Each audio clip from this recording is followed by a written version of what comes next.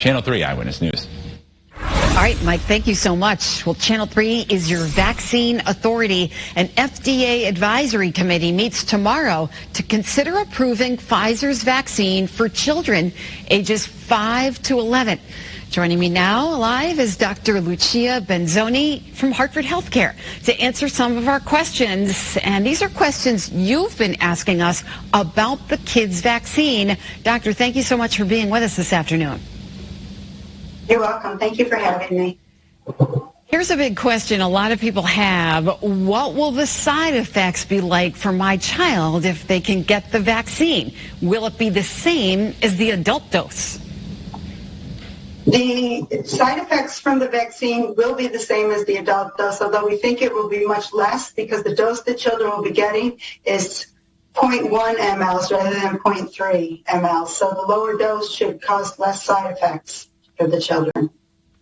Here's another question a lot of parents have with 11 and 12-year-olds. So should an 11-year-old get a COVID vaccination if available in November, or wait until December to get the full dose at age 12? Well, the immunity was really good in 11-year-olds. I would go ahead and get it right when it comes out. Get the 0.1 dose, and then when you turn 12, you would get the 0.3. But go ahead and get it right when you can, immediately. There's a 3-week gap between the two vaccinations anyway. Okay, thank you, doctor. Okay, so what do you say to parents if they're just afraid to have their children get a COVID vaccine? This is a question that a lot of parents have.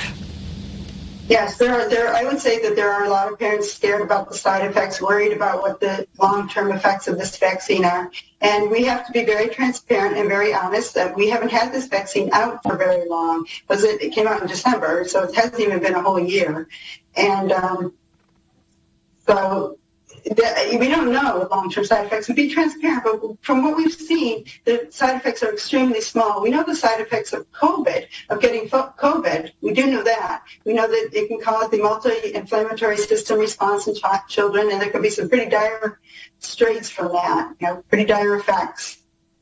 Right, and I think a lot of parents are wondering also, some of them are hearing that it's not that serious in children, but as you just mentioned, it certainly can be. It can be. Why play Russian roulette with your child? If you have a chance to protect your child, why wouldn't you do it? All right, Dr. Lucia Benozoni, thank you so much for being with us. We really appreciate it. Thank you for having me. And a reminder, you can find out more about Pfizer's kid vaccine. It's all on the Channel 3 app anytime, and keep the app handy tomorrow.